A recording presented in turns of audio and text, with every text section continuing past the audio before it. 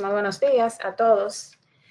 En el día de hoy vamos a continuar con la segunda parte de la conferencia que ya se inició el pasado miércoles con respecto a la nefritis lúpica. En el día de hoy vamos a tratar el tratamiento y las situaciones especiales que puede abordar esta patología. Debemos tener pendiente que para guiar la terapia inicial, así como la de mantenimiento, saber cuál es la clase de nefritis lúpica que tiene nuestro paciente, porque como hablamos en la clase pasada, pues sabemos que la clase 1 y la clase 2, los pacientes usualmente cursan sin síntomas y que ya a partir de la clase 3 es que empiezan a notarse las lesiones proliferativas hasta la clase 5 y es en las que más se ha visto o en las que más se usa el tratamiento inmunosupresor. O sea que es básico conocer la clase de nuestra nefritis lúpica para poder otorgarle un tratamiento exitoso a nuestro paciente.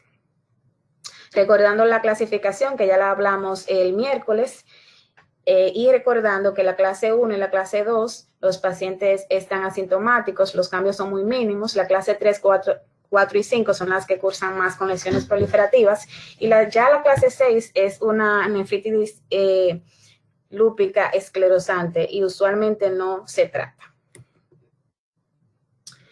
Es importante recordar que el tratamiento de la nefritis lúpica tiene dos constantes. Un brazo que se encarga de la fase inicial de la enfermedad, donde va a tratar la enfermedad aguda como tal y tiene un tiempo de duración de 6 meses, y una fase que es la de mantenimiento, donde el manejo es a largo plazo. Realmente han existido muchos estudios que hablan de cuál sería el tiempo adecuado para hablar o para disminuir ese tratamiento de mantenimiento que damos. Y todos los estudios combinan que el tiempo ideal es hasta 3 años. Se ha visto que cuando la fase de mantenimiento dura más de 3 años, pues el paciente tiene peor pronóstico. ¿Cuáles son los objetivos de nosotros tratar nuestros pacientes entre una fase inicial o de inducción y una fase de mantenimiento? Pues lo que queremos es prevenir los brotes de las nefritis lúpica, la protección sobre los efectos secundarios y prevenir la progresión hacia la enfermedad renal crónica ya en estadio terminal. Es importante, antes de entrar al tratamiento ya per se, definir algunos conceptos muy importantes. Definir cuándo hablamos de respuesta completa, cuándo hablamos de respuesta parcial y de qué hablamos cuando nos referimos a deterioro de la nefritis lúpica.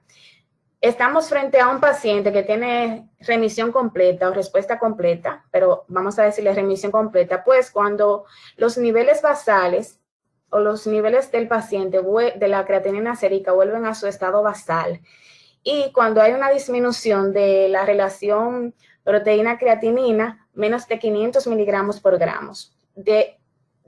A partir de esa situación, pues hablamos de una remisión completa. La remisión parcial, entonces, nosotros la vamos a definir como la estabilización o la mejoría de esa creatinina sérica, aunque no llegue hacia el estado normal, hacia el valor normal, pero sí que haya una mejoría en un 25% de la creatinina sérica o que haya un decremento, una disminución mayor del 50% del cociente creatinina proteína. Y recordar que en los pacientes que tengan rango nefrótico con un cociente mayor de 3.000 miligramos por gramos, que es lo que ellos prácticamente usan para catalogar la proteinuria, el cociente proteína creatinina, según la guía KDIGO. Cuando ya existe un rango nefrótico mayor de 3.000 miligramos por gramos, pues una mejoría se define como una reducción más del 50% de este cociente y de esta manera hablamos de una respuesta parcial. Ya el concepto de deterioro de la nefritis lúpica realmente es un concepto que está en disyuntiva porque no todos los libros lo especifican como tal. Y usualmente se describe como una disminución también de la creatinina sérica, un aumento de la creatinina sérica, pero este concepto no ha sido validado. Por eso quizás no en todas las literaturas vamos a ver que hablen de deterioro de la nefritis lúpica. Sí, vamos a ver en todo nuestro tratamiento, si tuvo remisión, si fue completa, si fue parcial, y las recaídas como tal. Ya según los españoles, pues la respuesta parcial y la respuesta completa es básicamente igual. La respuesta parcial, según la Sociedad de Nefrología de España, pues sería en pacientes con proteinuria basal mayor de 3.5 gramos en 24 horas, un descenso menor de eso, y en pacientes con proteinuria basal menor de 3.5 gramos en 24 horas, un descenso mayor del 50%. En ambas situaciones debe haber una estabilización de la creatinina sérica o una mejoría de los niveles de creatinina sérica que equivale a una mejoría del filtrado glomerular. Y la respuesta completa, pues ellos la definen como un filtrado glomerular que esté por encima, mayor o igual de los 60 mililitros por minuto por 1.73 metros al cuadrado, o también cuando haya una disminución de la proteinuria menos de 0.5 gramos en 24 horas con sedimento inactivo, o sea que el paciente tenga menos de 5 hematíes en el examen de orina, menos de 5 leucocitos o cilindros hemáticos y que la albúmina sérica esté mayor de 3.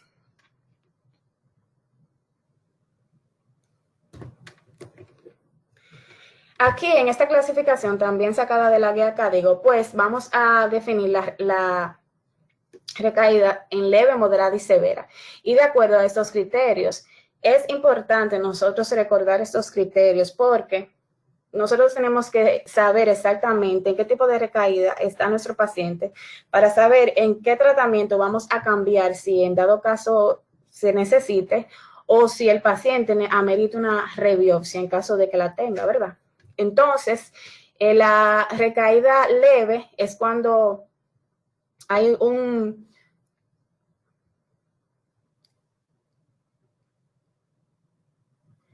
La recaída leve es cuando hay un aumento en la hematuria glomerular, o sea que el paciente vaya de 5 a 15 glóbulos rojos presentes por campo o que tenga más de 2 acantocitos por campo. O podemos también definirla como una recurrencia de cilindros eritrocitarios o leucocitarios sin presencia de infección mayor de 1 por campo. Ya una recaída moderada, vamos a tomar en cuenta tanto el valor de la creatinina basal como el cociente proteína-creatinina. El valor de la creatinina basal, para hablar de recaída moderada, pues tiene que andar entre un aumento de 0.2 a 1 cuando es menor de 2 o un aumento de 0.4 a 1.5 cuando la creatinina es mayor o igual a 2. Y en cuanto al cociente proteína-creatinina, pues cuando es menor de 500 miligramos por gramos en el paciente, tiene que haber un aumento más de 1000. Si el paciente tiene de 500 a 1000, tiene que haber un aumento más de 2000 o mayor o igual a 2000. Y si el paciente tiene más de 1000 miligramos por gramo, pues debe haber un aumento 2 veces ese valor sin sobrepasar los 5000 miligramos por gramos. En ese caso hablamos de una recaída moderada. Pero cuando hablamos de recaída severa, pues la recaída severa consiste en que si el paciente tiene una creatinina menos de 2, que es lo que vemos aquí, una creatinina menos de 2 y tiene un incremento más de 1, o tiene una creatinina mayor o igual a 2 y el incremento es más de 1.5 miligramos por decilitro, pues estamos frente a una recaída severa. O que haya un aumento absoluto del cociente creatinina proteína en orina mayor de 5.000 miligramos por gramos. De esa manera hablamos tanto de recaída leve, moderada o severa. Según los españoles, prácticamente la misma clasificación, solo para que vean que los científicos americanos y españoles están de acuerdo en esta parte. Es importante recordar lo siguiente: ningún régimen actual de los que voy a describir de inmunosupresores, sobre todo, está exento de efectos adversos y tampoco se ha demostrado una eficacia universal de ninguno de ellos. Por eso es que el tratamiento de la nefritis lúpica es tan controvertido, porque incluso ahora mismo hay muchísimos estudios estudiando nuevas terapias con nuevos inmunosupresores. Y realmente debemos tener en cuenta esto, que hasta ahora no hay ninguna eficacia universal en ninguno de ellos. Y vamos a empezar con los tratamientos. El tratamiento lo vamos a hacer según las clases. Como dije anteriormente, hay que saber la clase que está nuestro paciente para otorgarle un tratamiento oportuno. En la nefritis lúpica clase 1, que ya sabemos que se conoce también como mesangial mínima, ahí solamente lo que hay es poca hipercelularidad mesangial muy mínima, el paciente básicamente se va a manejar de acuerdo a las manifestaciones extrarrenales del lupus. Y sí se considera que todos los pacientes con nefritis lúpica o con lupus per se deben ser manejados con tratamiento con hidroxicloroquina. Se decía en la guía pasada de Cadigo, pues, que la dosis iba de 6 a 6.5 miligramos por kilogramo, pero ellos llegaron a un acuerdo de que sea 6.5 miligramos por kilogramo, con una media de 400 miligramos al día durante la fase durante la fase de mantenimiento. Este valor de 6.5 miligramos por kilogramos o 400 miligramos al día, en caso de que sea así, debe ser disminuida a un cálculo de 4 a 5 miligramos por kilogramos al día. Y tomar en cuenta que en los pacientes que tengan una disminución de la tasa de filtración glomerular por debajo de 30, pues debemos poner un 25% de menos dosis. Entonces, la clase 1 la vamos a tratar de acuerdo a las manifestaciones extrarrenales y le vamos a poner hidroxicloroquina, ¿verdad? Como le ponemos a todos los pacientes con lupus. Ya la clase 2, que es la nefritis lúpica proliferativa mesangial, pues aquí los pacientes se van a tratar de acuerdo al grado de proteinuria. Por ejemplo, según la Cadigo, si el paciente tiene una proteinuria menos de 1 gramo al día, se debe tratar según las manifestaciones extrarrenales que tenga ese paciente en ese momento. Ahora bien, si el paciente tiene una proteinuria mayor de 3 gramos, debe ser tratado con dosis de corticosteroides o anticalcineurínicos, como igual se describe que debe ser tratado un paciente con enfermedad de cambios mínimos. Es bueno recordar que después de que el paciente presente 500 gramos de proteína al día, pues entonces 500 miligramos o 0.5 gramos al día, el paciente puede ser tratado con inhibidores de la ECA o ARA2. Y recordar que los pacientes que cursen con una albuminuria en rango nefrótico y que por histología, por hallazgos histológicos, tenga una clase 1, una clase 2, como definimos la conferencia pasada, pues estamos frente a una podocitopatía lúpica.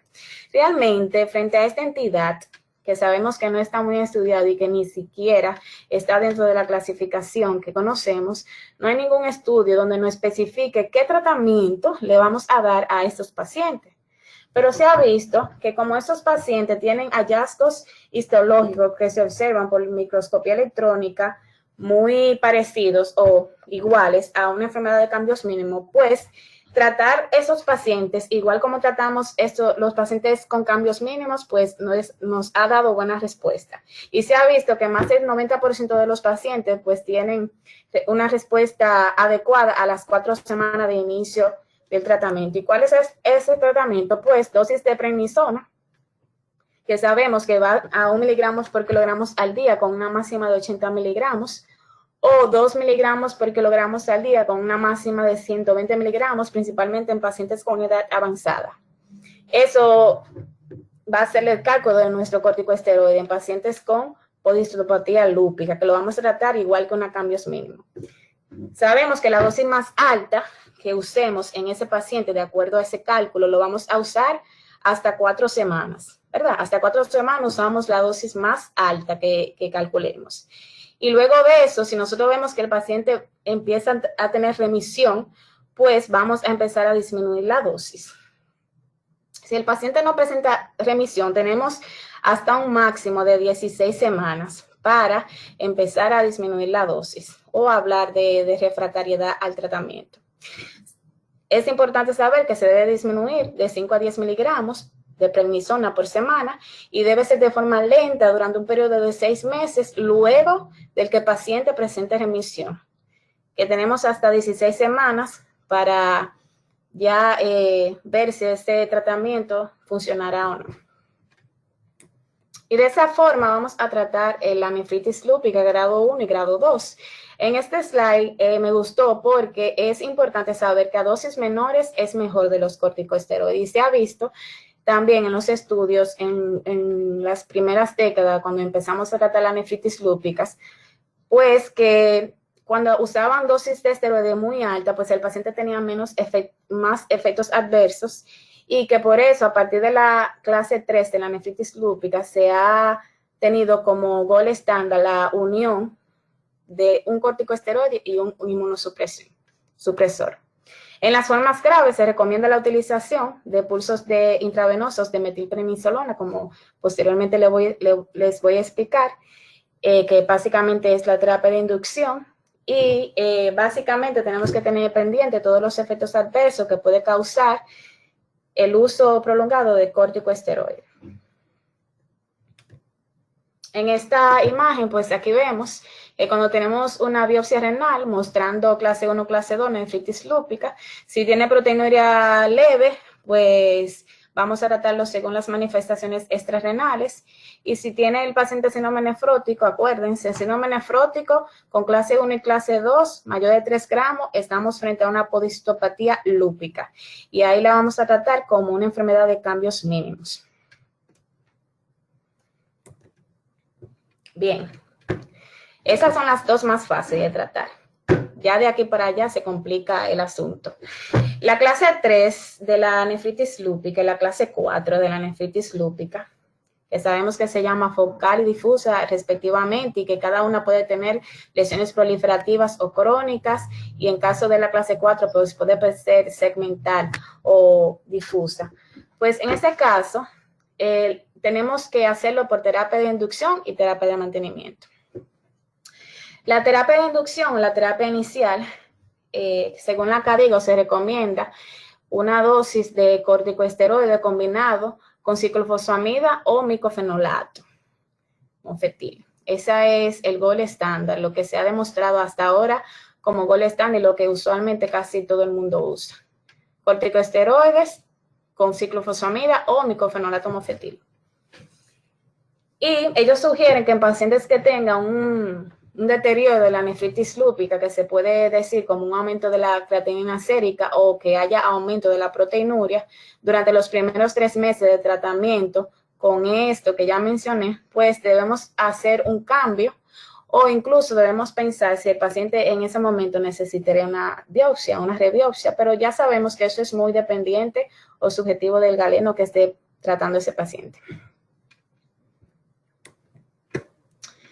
Ya la clase 3 y 4, ya en la fase de mantenimiento, ellos recomiendan que si el paciente tiene el paciente recibió ya la terapia de inducción, después que esa terapia es completa, ¿verdad? Por el tiempo que se necesite, pues tenemos que tener una terapia de mantenimiento que sabemos que es básicamente hasta 3 años.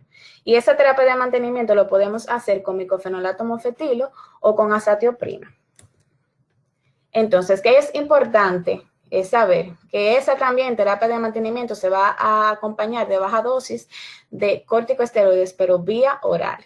Y se dice que debe ser menos de 30 gramos es que debe tener ya después de los 3 meses de empezar la terapia de mantenimiento. Entonces, ellos sugieren que los calciantinurínicos a baja dosis con corticosteroides pueden ser usados también para la terapia de mantenimiento en pacientes que sean ya intolerantes al micofenolato o a la azatioprina. También sugieren que después de la remisión, ellos se mantenga la terapia de mantenimiento por lo menos por 1 año para empezar entonces a disminuir la inmunosupresión. O sea que después que el paciente tenga la remisión completa ya evidenciada, el paciente por lo menos dure con la terapia de mantenimiento 1 año y posteriormente a eso se comience a disminuir la inmunosupresión como tal. Si no se presenta en ese paciente una remisión completa, pues entonces, o sea, si al año, y grábense ese número, 1 año. Si al año no se presenta remisión con la terapia de mantenimiento, ahí también el paciente, el doctor debe de hacerse la pregunta si debe de rebiopsiar ese paciente o si tienen que tener un cambio de terapia para lograr remitirlo como tal.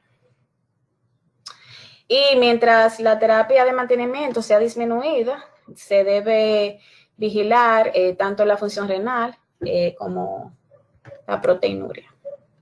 En esta imagen, pues tenemos que una biopsia renal puede mostrar clase 4 y clase 3, o inclusive clase 5, que puede tener también lesiones clase 3 y clase 4. Dependiendo de eso, a ver si tiene hallazgos crónicos o agudos, y sabemos que eso lo da el índice de Austin, que ya lo mencionamos. Entonces, si la clase 3 y la clase 4 es proliferativa, dígase que tiene lesiones activas, pues en ese caso vamos a empezar con metilprednisolona a razón de 0.25 a 0.5 gramos por día, por 1 a 3 días de forma endovenosa, y luego vamos a hacer switch con el prednisona bioral, que debemos calcularla, incluso aquí la ponen a una dosis mucho menor, de 0.6 a 1 miligramo por kilogramo por día, sin exceder los 80 miligramos al día. Eso lo vamos a añadir a cualquier inmunosupresor de los que están abajo, dígase, todos esos esquemas que están ahí. Y es importante mencionarlo porque cada uno de ellos tiene diferentes usos y diferentes estudios que le han dado diferente importancia.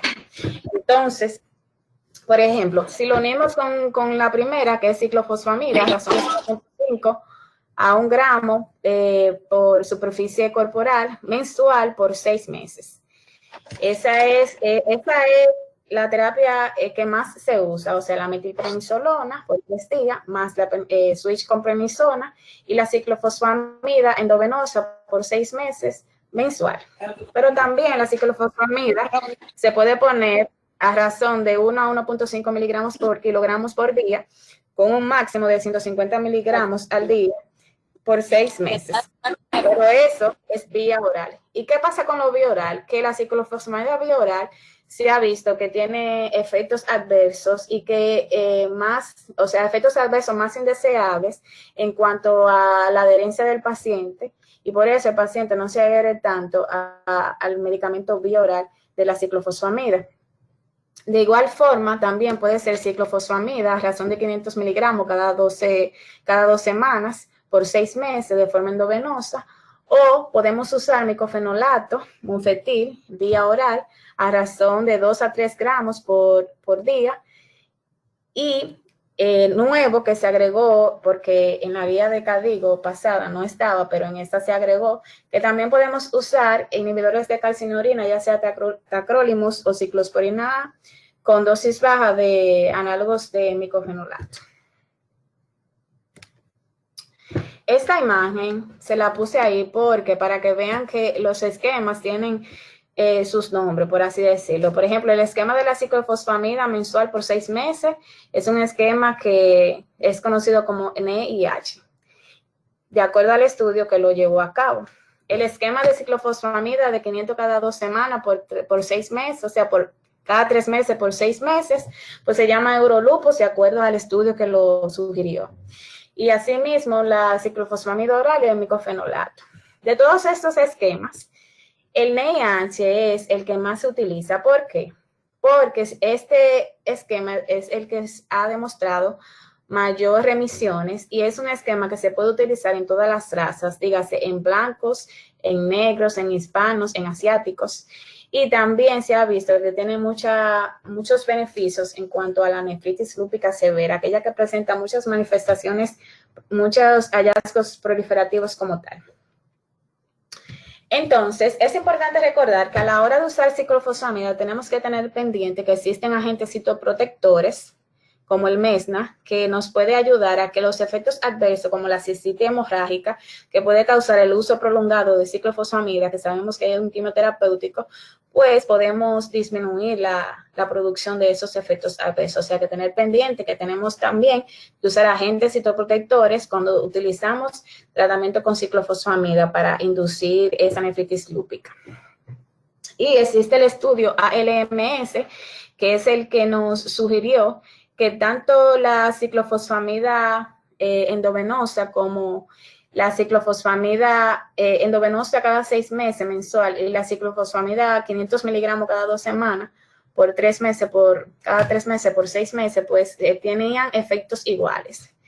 pero muchos autores preferían usar el Euro-Lupus porque como tenía menos dosis de ciclofosfamida entendían que había menos efectos adversos, pero realmente se ha visto que existe mayor remisión con la NIH y por esa razón quizás muchos nefrólogos y reumatólogos siguen usando este tipo de esquema. Aquí en esta imagen pues básicamente es lo que también nos dicen los españoles. La fase inicial, ya de la clase, sea clase A, AC o A o AC, porque sabemos que la C no tiene este tipo de manejos y no solamente tiene lesiones crónicas. Pues metilprednisolona, luego hacemos el switch a prednisona y ya tenemos todas estas opciones. Ciclofosfamida intravenosa, lo mismo que hablamos, oral o intravenosa cada 2 semanas, o si no optamos por ese esquema, podemos optar por el micofenolato mofetil de 2 a 3 gramos por día por 6 meses, que también se ha visto que tiene la misma respuesta que la ciclofosfamida endovenosa. Incluso los dos se consideran de primera línea para hablar de inducción de la nefritis lúpica. Ya la fase de mantenimiento, pues aquí, en la fase de mantenimiento lo podemos hacer con diferentes fármacos. Lo podemos hacer con micofenolato también, igual, él también nos ayuda para la fase de mantenimiento, pero la dosis un poco más bajita, a 1 a 2 gramos al día, que es el fármaco de primera elección.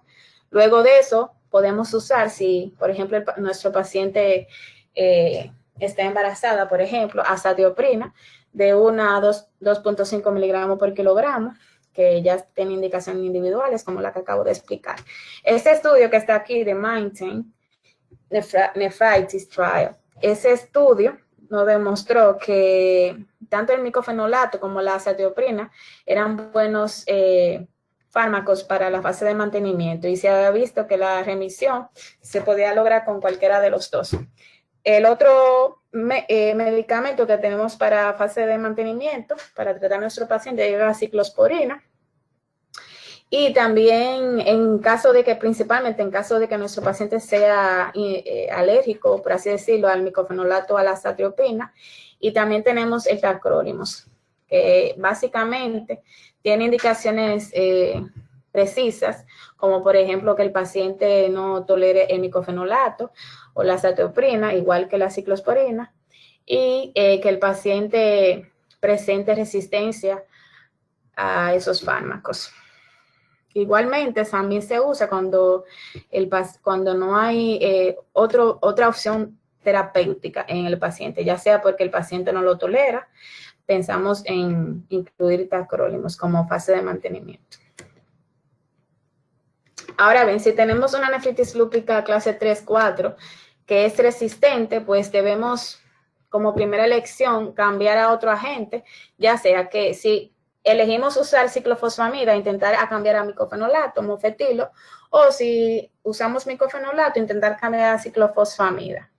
A eso, dependiendo de si el paciente está en una recaída, adicionar los pulsos nuevamente, y dependiendo, por ejemplo, si el paciente no es resistente al primer cambio, o sea, tampoco responde al cambio de inmunosupresor, entonces tenemos que considerar el uso de rituximab a una razón de 1 gramo en 4 horas y repetir después de 2 semanas. Recordando que el rituximab tiene un periodo nadir de aproximadamente 20 a 30 días que tenemos que darle ese chance para ver los resultados. La gamma globulina endovenosa, pues también la podemos usar en una nefritis lúpica resistente. Y básicamente eso tiene ciertas indicaciones. Por ejemplo, una paciente embarazada que esté haciendo un síndrome nefrótico o que no pueda usar inmunosupresor en ese momento y que los otros fármacos estén contraindicados, podemos usar la administración de inmunoglobulinas. Y básicamente la indicación de este medicamento es en la nefritis lúpica resistente. En esta imagen muestro el estudio LUNAR, que fue un estudio que se hizo para demostrar la eficacia del rituximab en comparación con placebo. Y este estudio, que fue a doble ciego y randomizado, pues demostró que no existía ninguna diferencia entre el uso de rituximab y en comparación con el placebo. Entonces, básicamente, esto es lo que está demostrando que rituximab sí se puede usar para tratar a los pacientes en nuestra fase de mantenimiento en caso de que sea una nefritis lúpica resistente.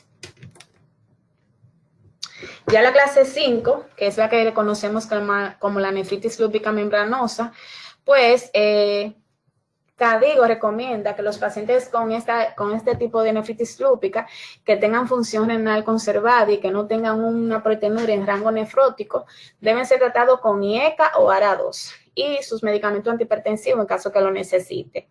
Y solo debe recibir corticosteroides o agentes inmunosupresores si de acuerdo a las manifestaciones extrarrenales que tenga ese paciente en ese momento.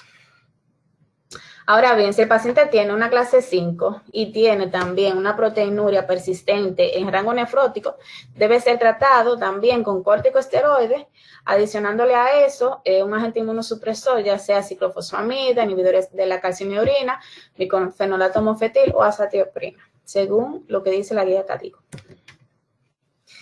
En esta imagen vemos aquí que dependiendo si la proteinuria es nefrótica o no está en rango nefrótico, pues ya sabemos que le vamos a dar IECA o ARA2 y vamos a ver la respuesta del paciente. Si la proteinuria permanece mayor de 1 gramo, pues le damos inmunosupresión.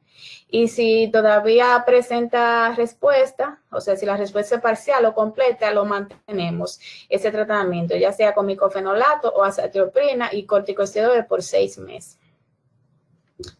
Ya si el paciente tiene una proteinuria nefrótica, nos vamos también a darle IECA o ARA2 y nos vamos directamente con la inmunosupresión. Si el paciente no presenta ninguna respuesta con la inmunosupresión a base de micofenolato o azatioprina, pues entonces debemos cambiar nuestra inmunosupresión y hacer como una fase de inducción con ciclofosfamida intravenosa, o también podemos poner ciclosporina por 12 meses, ración de 4 a 6 miligramos por día. Y tacrolimus también. Existe una terapia que es importante destacar y mencionar aquí, que es la terapia multitarget. Esa terapia básicamente se usó en los pacientes con nefritis lúpica clase 4 y que tenían lesiones compatibles con clase 5 y viceversa, clase 5 que tenían lesiones compatibles con clase 4. Este estaba conformado por la unión de micofenolato mofetil, tacrolimus y esteroides. Esta unión, que se conoce como terapia multitarget, también ha demostrado que ha tenido buena respuesta en los pacientes con este tipo de nefritis lúpica. Entonces, es importante destacar que el tratamiento de la nefritis lúpica, tanto clase 5 como clase 4, sigue siendo insatisfactoria, a pesar de que han aparecido muchísimos estudios y hay muchísima nueva esperanza de nuevos medicamentos. O sea, que sigue siendo una condición controvertida lo de tratar la nefritis lúpica. Ya si tiene una clase 6, pues entonces, como sabemos, la clase 6 es cuando el mayor del 90% de los glomérulos está esclerosado, el paciente tiene fibrosis intersticial, atrofia, aunque no tiene datos de actividad o lesiones proliferativas. Aquí los inmunosupresores no están indicados en la clase 6. Realmente se va a tratar el paciente de acuerdo a si tiene o no manifestaciones extrarrenales. Ya las recaídas tenemos que tenerlas en cuenta también.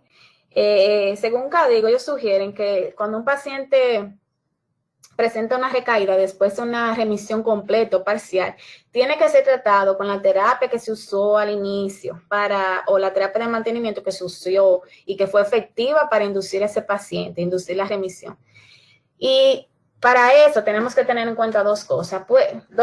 Una de ellas es que si, por ejemplo, nosotros usamos ciclofosfamida para inducir a ese paciente y tuvo una remisión completa, pero por X o Y razón tuvo una recaída, nosotros tenemos que tener en cuenta la dosis total que hemos puesto de ese agente quimioterapéutico, porque existen efectos adversos que dicen que, según los españoles, dicen mayor de 10 gramos de ciclofosfamida y según otra literatura, mayor de 12, existe lo que es una disminución de la reserva ovárica y aplasia también.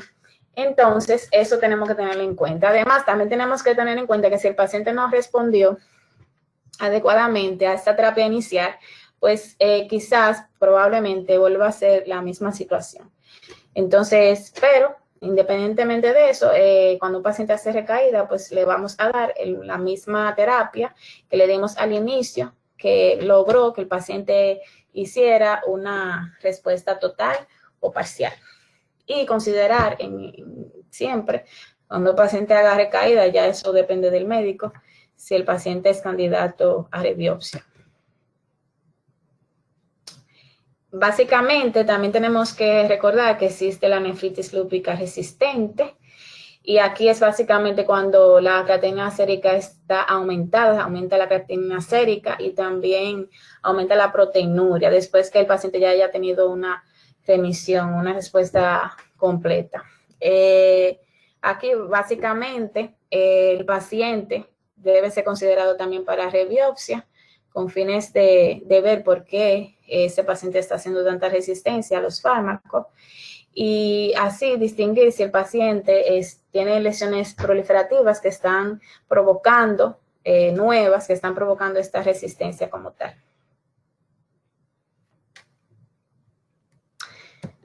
En caso de que el paciente tenga una nefritis lúpica resistente, podemos optar por el rituximab, como dije anteriormente, o por la administración de inmunoglobulinas. Básicamente, el rituximab está considerado como una terapia de rescate cuando no se puede usar nada más. Se considera un salvavidas, el rituximab, en caso de una nefritis lúpica resistente. Y ya las inmunoglobulinas están básicamente en casos refractarios, pero se ha visto que tienen muy poca evidencia. En esta imagen, pues quise ponerla porque existen múltiples terapias que están tratando de estudiarse. Aquí hay muchísimos fármacos, por ejemplo, el belimumab, que es un inhibidor del receptor del factor de activador de linfocitos B. Ese fármaco ya está aceptado para tratarse en niños y adultos y realmente ha dado muy buenos resultados en cuanto a la inducción y al manejo, al manejo de la nefritis lúpica. Aquí vemos el rituximab, que ya sabemos que sí está demostrado que se puede usar. Y hay muchos fármacos que tienen, o sea, que están en estudio, como el infliximab, el sirukumab, que ahora mismo están en fase 2 y 3, y realmente hasta ahora no han demostrado buenos resultados. Existe otro tratamiento que es por el estudio Aurinia, que es el tratamiento que ha demostrado buena respuesta, es la voclosporina, que también es un inhibidor de calcio en orina. Ese tratamiento es un tratamiento fabricado por una compañía canadiense y prácticamente promete mucho, y pues yo por todo lo que leí, sé que es un medicamento que muchos reumatólogos y nefrólogos están esperando. O sea, no lo puedo afirmar, pero sí creo que en el país está disponible.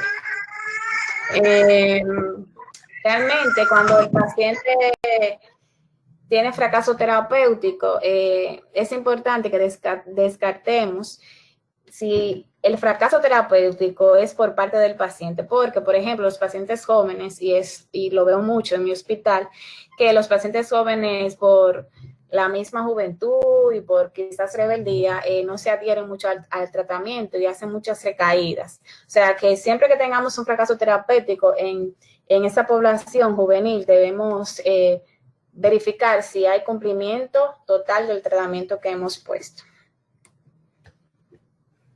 Y recordar que el paciente que vamos a tratar con nefritis lúpica puede tener otras manifestaciones, y esas manifestaciones extrarrenales, no solamente las renales, es también las que nos van a ayudar a elegir el mejor inmunosupresor para tratar a nuestros pacientes. De acuerdo a la protección ovárica, anticoncepción hormonal, pues la paciente, como dije, no puede sobrepasar una dosis acumulada de 10 gramos de ciclofosfamida para disminuir el riesgo de toxicidad ovárica. Y se desaconseja que el empleo de anticoncepción sea con contenido estrogénico, sea más con contenido prostágeno, así, para evitar las recaídas en esa paciente con nefritis lúpica. De acuerdo a situaciones especiales, como es el embarazo y la nefritis lúpica, las mujeres embarazadas con lupus, todas las mujeres embarazadas con lupus, independientemente de que tengan remisión o no, deben ser, de que hayan presentado remisión antes de embarazarse, deben considerarse de alto riesgo. El embarazo, es importante saber esto, el embarazo no se debe contraindicar en las pacientes que tengan una nefritis lúpica en remisión por más de 6 meses, y que tengan función renal conservada. Si una paciente tiene 6 meses en remisión o más de 6 meses en remisión con función renal conservada, podemos autorizar, por así decirlo, el embarazo. De lo contrario, no podemos. Si la paciente está activa, es una contraindicación para quedar embarazada o programar un embarazo como tal.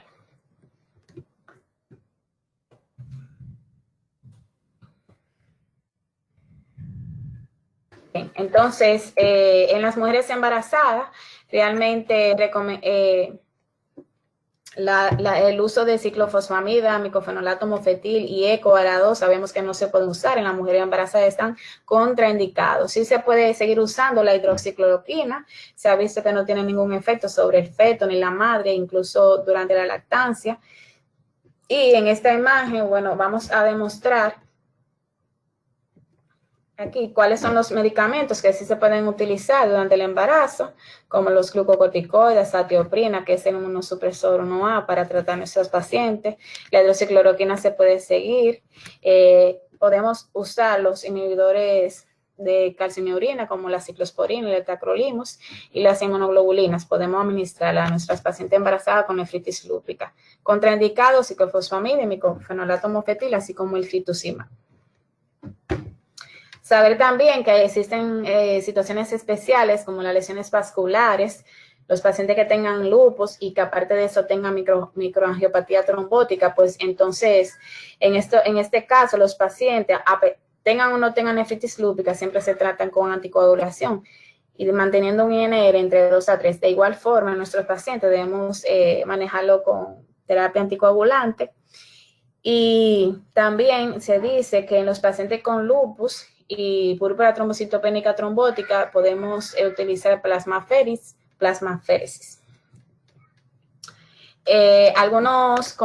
Debemos tener en cuenta todos estos acápites que están aquí a la izquierda, que son, por ejemplo, riesgos cardiovasculares que pueda tener ese paciente. Vamos a invitarlo el paciente a que tenga modificación del estilo de vida, manejo de la dislipidemia en caso de que lo tenga. Se ha visto que la aspirina baja dosis durante el embarazo también previene esos riesgos cardiovasculares. Y, por ejemplo, en la proteinuria, disminuir la ingesta de sal. Eso casi siempre lo hacemos con nuestro paciente, disminuir las cifras tensionales, usar EcoAra2 si está indicado en el paciente. El riesgo de infección también, sabemos que nuestra paciente con nefritis lúpica tiene mucho riesgo de infección, por eso mismo grado de inmunosupresión, así como la salud ósea, la exposición al sol, lo que es el fallo prematuro ovárico, planificar lo que es el embarazo, que ya sabemos cuándo debemos decir que sí, cuándo decir que no, y también en caso de que, hacer todo el screening para estudiar el paciente para verificar que no haya desarrollado algún tipo de cáncer, porque hay muchos inmunosupresores como la ciclofosfamida que pueden causar cáncer hematológicos, por ejemplo. Aquí los riesgos cardiovasculares, básicamente igual como hacemos con la población general, controlar las cifras tensionales, le agregamos estatinas y es bueno recordar que los pacientes con lupus tienen un riesgo de 7 a 10 veces mayor de producir un infarto agudo de miocardio no fatal y un riesgo 17 veces mayor de producir un IAM fatal que la población sana. y por ende la enfermedad renal crónica es un factor de riesgo cardiovascular en estos pacientes. Las vacunas se ponen igual en la nefritis lúpica, lo único que hay que tener en cuenta es que sean vacunas, o sea, que no sean vacunas de virus vivos o atenuados por el caso de la inmunosupresión que tienen nuestros pacientes, pero se considera que deben ser igual, siempre teniendo un lapso o un tiempo de un mes entre una y otra, en caso de que se pongan continuas. Siempre debemos gastroproteger a nuestros pacientes con inhibidores de bomba, debido a que nuestros pacientes siempre tienen múltiples fármacos que usar y es importante manejar esa parte. La protección ósea, se dice que los pacientes con nefritis lúpica deben recibir suplementos orales de calcio y vitamina D, siempre y cuando el paciente no tenga contraindicación de hacerlo, así mismo como administración de bifosfonatos. Y es muy importante que en nuestras consultas, los pacientes con nefritis lúpica, le mandemos a determinar los niveles de vitamina D para así valorar si tienen este déficit y corregirlo en caso de que lo tengan. Asimismo, también prevenir lo que es el hiperparatiroidismo. Este tema es un poquito largo, pero ya yo estoy terminando. Aquí en este slide lo que puse es, si ese paciente amerita diálisis, ya lamentablemente llegó está en una clasificación 6, es una nefritis lúpica, el paciente ya está en una etapa terminal de su enfermedad renal crónica. ¿Lo vamos a hemodializar o lo vamos a incluir en un programa de diálisis peritoneal? Sabemos que las infecciones son la principal causa de muerte en los pacientes con nefritis lúpica y también aumento de la morbilidad en estos pacientes. Estos pacientes tienen más frecuencia de presentar infecciones que la población general y usualmente el 80% de las muertes durante los primeros 3 meses de estar en terapia renal sustitutiva es por causa de una infección. Básicamente, las dos alternativas se pueden ofrecer a nuestro paciente con nefritis lúpica, pero tenemos que tener en cuenta 2 cosas, que la diálisis peritoneal tiene sus ventajas y desventajas, y que la hemodiálisis, en caso de que el paciente presente a gran actividad lúpica, se indica más. Si el paciente no está, si el paciente está en actividad lúpica, preferimos la hemodiálisis que la diálisis peritoneal. Entonces, si el paciente no necesita un tratamiento inmunosupresor intenso, pues podemos elegir la diálisis peritoneal. Pero mientras el paciente esté en inmunosupresión intensa y esté activo, ya sea clínicamente como serológicamente, pues elegimos la terapia o se decide elegir la terapia de hemodiálisis. Y claro que tenemos que, sea hemodiálisis o diálisis peritoneal, tratar de evitar las infecciones por catete, por el catete de diálisis peritoneal, ya que sabemos que es la causa número 1. El trasplante renal básicamente se debe realizar en nuestro paciente con nefritis lúpica cuando tengan remisión de la enfermedad al menos 1 año de remisión. Se debe ya valorar si se puede trasplantar a ese paciente. Y se ha visto que la supervivencia es igual a los demás pacientes de la población general, o sea, sin nefritis lúpica.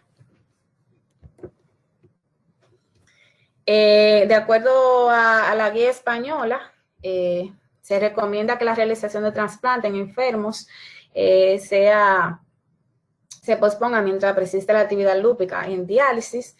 E incluso leí que antes del trasplante se prefiere hasta que el paciente vaya a terapia de hemodiálisis de 3 a 6 meses antes de ya decidir el trasplante como tal, porque se ha visto que muchos pacientes que están en terapia de hemodiálisis antes del trasplante, o sea, en ese tiempo, han podido recuperar su función renal, incluso han salido de diálisis.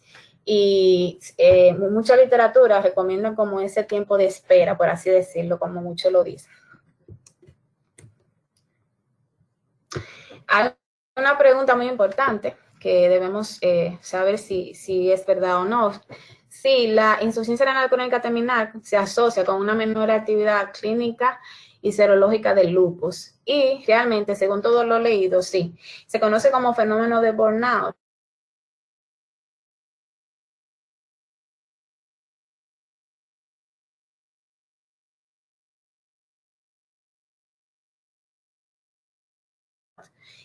y es cuando el paciente está en alguna terapia, principalmente en terapia de hemodiálisis, se ha visto disminución de la actividad lúpica. Y esto es una condición de inmunosupresión por la uremia y también una hipercitonemia, que la hipercitonemia se da por aumento tanto de las citoquinas proinflamatorias como antiinflamatorias debido a la disminución de la depuración de esas sustancias. La uremia como tal, per se, produce alteraciones tanto en el sistema inmunoadaptativo como en el sistema inmune innato, y por esas razones, pues entonces la actividad lúpica como tal disminuye y se considera como un fenómeno que se da en los pacientes que ya están principalmente en hemodiálisis, que es donde se ha visto esta disminución de la actividad. El pronóstico de la nefritis lúpica depende básicamente de los hallazgos histológicos, si es, por ejemplo, una mesangial o si es una clase 3 o clase 4 con lesiones proliferativas. También depende si el paciente tiene presencia de semilunas o no. De la raza depende, ¿por qué? Porque se ha visto que los afroamericanos tienen peor pronóstico que los caucásicos. De la creatinina sérica, se ha visto que los aumentos de creatinina sérica por encima de 3 miligramos por decilitro se asocian a peor pronóstico y la anemia también. El tratamiento es importante para hablar de pronóstico, ya que aquellos pacientes que tienen una respuesta completa, rápida y duradera, pues tienen un mejor pronóstico que aquellos que hacen una respuesta más tardía o aquellos que hacen recaída.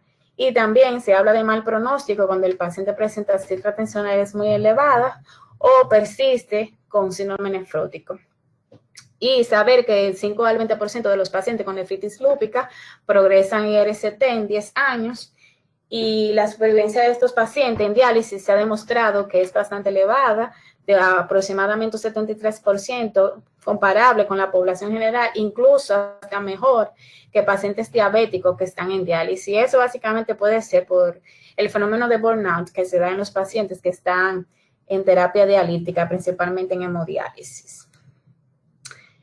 Realmente hasta aquí mi conferencia y me quedaron muchísimas cosas por decir porque el tema es bastante largo. Yo diría que habría que darle 4 días para hablar de todo lo de nefritis lúpica. Y nada, hasta aquí mi conferencia. Gracias por la espera y los dejo para las preguntas y aportes.